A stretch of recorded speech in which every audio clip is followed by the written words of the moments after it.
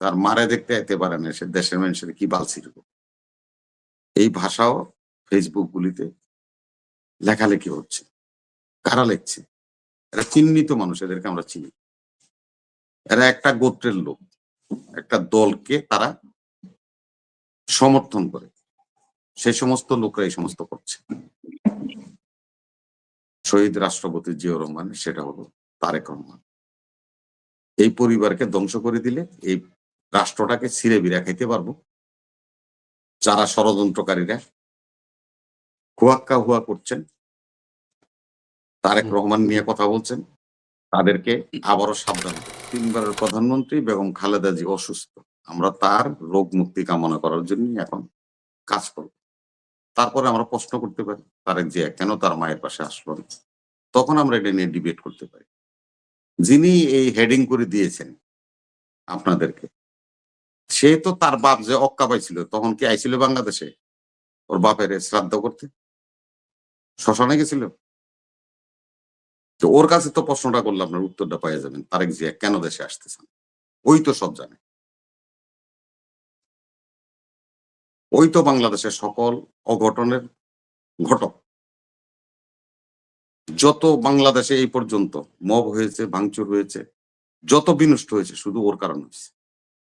ও একাই সবকিছু সংগঠিত হয়েছে।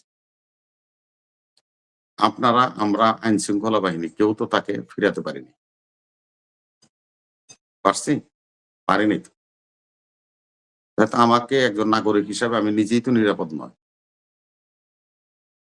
যে কোনো মুহূর্তে এই কথাটাও আমার শেষ কথা হয়ে যেতে পারে। এমন একটা সিচুয়েশনে আমরা এই দেশে এখন বসবাস করছি। সেহেতু আজকে আমরা একটা কথাই দুঃখের সহিত বলি আপনাদেরকে, যার কথা বলছেন সে কিশোর বয়সে তার বাপকে হারাইছে,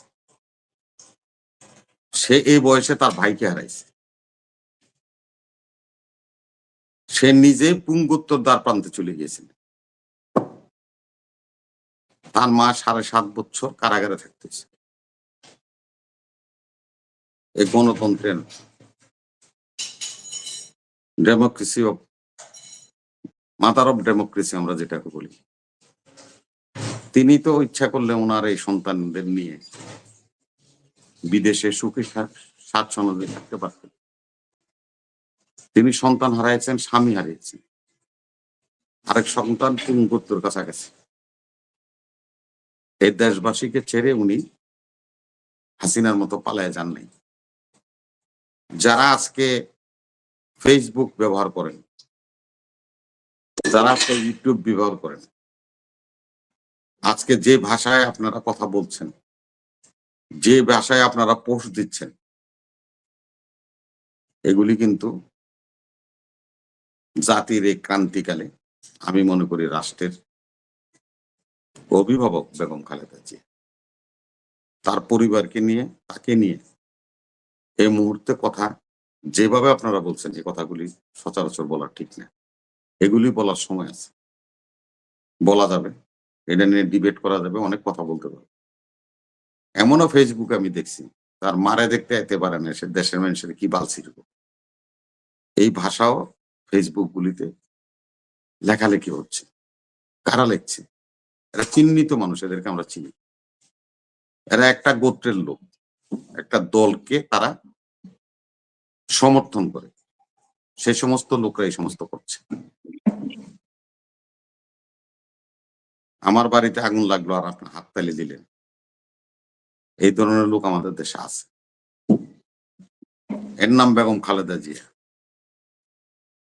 নিজামী মুজাহিদদের যখন ফাঁসি দিয়েছিল, তিনি বিবৃতি দিয়েছিল এই আইসিটির আদালতের বিরুদ্ধে।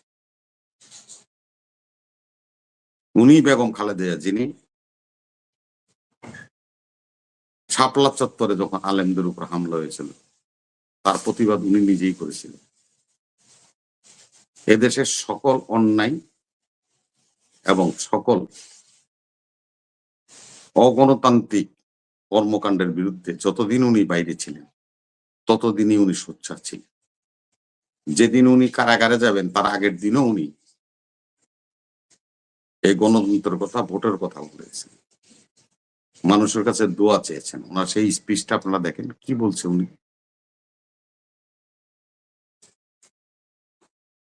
আমি শুধু দুর্ভাগ্য রাষ্ট্রের এবং জাতির। আমি কেন আপনাকে বিশ্বাস করব? কিসের কারণে বিশ্বাস করব?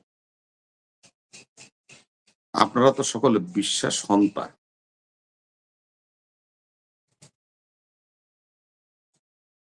যে সেনাবাহিনীর লোকদের বোট ছিল না, পোশাক ছিল না, 2 বেলা রুটি খেতে হতো, রেশন ঠিক মতো পেত না, শোয়ার জায়গা ছিল না, সেই সেনাবাহিনীটাকে তো গড়ে দিয়েছিল শহীদ রাষ্ট্রপতি জিয়া। তার ফলশ্রুতিতে কি পেল? তার সন্তানদের থাকার জন্য, নাবালক সন্তানদের থাকার যে আশ্রয়স্থল, ওই সেনাবাহিনী ঘুরিয়ে বুলডোজার দিয়ে ভেঙে দিয়েছে। তারেক রহমান সাহেবকে কারা তার মাজা ভাঙিয়ে দিচ্ছে? কারা রিমান্ডে নিয়ে গেছিল? এই সেনাবাহিনী নিয়ে গেছে।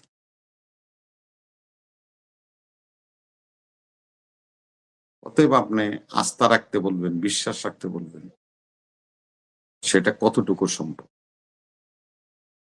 বাংলাদেশে আপনাদেরকে আমি বলি, পাকিস্তানের প্রধানমন্ত্রী ছিল বেনজির ভুট্টো। উনি যখন গুলিবিদ্ধ হয়ে মারা যান, তখন কিন্তু উনি বুলেট প্রুফ গাড়িতে ছিলেন। যে গাড়িটাতে ছিলেন বেনজির ভুট্টো, সেটা বুলেট প্রুফ গাড়ি ছিল। সে বুলেট প্রুফ গাড়িও তার ঘাতকের বুলেটকে ঠেকাতে পারেন। ঘাতকরা এতই শক্তিশালী, বেনজির ভুট্টোকে সেটা যখন হলো গুলি করা আজকে হয়, আমরা উনি মেবি ছাদখোলা গাড়িতে ছিলেন, গাড়ির ছাদ খোলা ছিল, উনি উপরে ছিলেন যখন ওনাকে গুলি করা হয়। গুলিটা মাথায় লেগেছে আপনি বেনজির। দেখছেন, আপনার আগে তো আমি দেখছি। আপনি যেটা দেখছেন ওটা হচ্ছে আর ভালোটা আমি দেখছি। আমি তো ওইটা বলি নাই যে বুলেট প্রুফ গাড়িও রক্ষা করতে পারে নাই বুলেটের, ঘাতকের বুলেট থেকে। তো উনিও তো জননেতা। হুম। তো উনি বাংলাদেশে গাড়ির ভিতরে বইয়ে থাকবো? উনিও তো ছাদ খুলবো, জনতার উদ্দেশ্যে হাত নাড়বো, কথা বলবে, বক্তৃতা দিবে। তো সেম জিনিসই তো। বুলেট প্রুফ গাড়ি আনলেই বা লাভ কি? আপনার সেখানে তো নিরাপদ না। যে গাড়ি কেনার জন্য পারমিশন নেওয়া হয়েছিল, সে গাড়ি এখন আর আনবে না। এই গাড়ি নিয়েও বিতর্ক হচ্ছে। শুনেন, জিয়া পরিবার একটা পরিবার, সে হলো এই দেশে প্যাট্রিয়ট। আজকে যারা ধর্মের কথা বলে, ইসলামের কথা বলে, বিভিন্ন কথা বলে, এই ইসলামী মূল্যধারাকে ফিরিয়ে নিয়ে আসছিল শহীদ রাষ্ট্রপতি জিয়াউর রহমান। তার দলে আমরা যারা রাজনীতি করি, অবশ্যই আমরা ইসলামী মূল্যবোধকে প্রাধান্য দিই। আজকে আপনারা সংস্কার করলেন, কি সংস্কার করলেন? বিসমিল্লাহির রহমান রহিম সংবিধান থেকে বাইর করে দিলেন। রাষ্ট্রীয় ধর্ম ইসলাম, সেটাকে বাইর করে দিলেন। আপনারা গণভোট করবেন। আমরা সবাই মুসলমান দাবি করি। কিসের মুসলমান হলাম? না, কিসের মুসলমান হলাম এটা বলেন? আমরা মুসলমান দাবি করি, আমরা গণভোট চাই। কিসের আলোকে গণভোট চান? যে সংবিধানে বিসমিল্লাহ ছিল সেটা নাই, যে সংবিধানে রাষ্ট্রধর্ম ইসলাম ছিল সেটা নাই, সেই গণভোট আমরা চাই মুসলমানরা। আমরা কি আবার আদিম যুগে ফিরে যেতে চাই?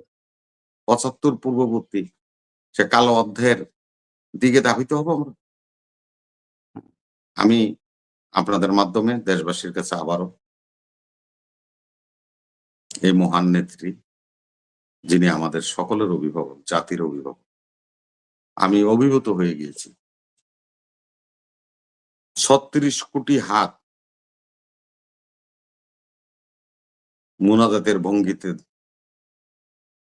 মুখের সামনে ছিল, আকাশের দিকে তাকিয়েছিল, মহান রাব্বুল আলম সৃষ্টিকর্তার কাছে ৩৬ কোটি মানুষ বলেছে, এই একটা প্রাণ আপনি আল্লাহ রেখে যান।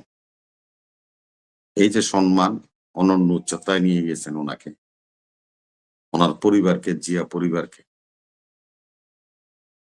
আজকে হয়তো আমার কাছে মনে হচ্ছে সেই আরাফাতের মাঠের জিয়া ট্রি যেগুলি জিয়া রহমান এই আরাফাতের মাঠে লাগিয়ে গিয়েছিলেন, হয়তোবা আল্লাহর সন্তুষ্টির কারণে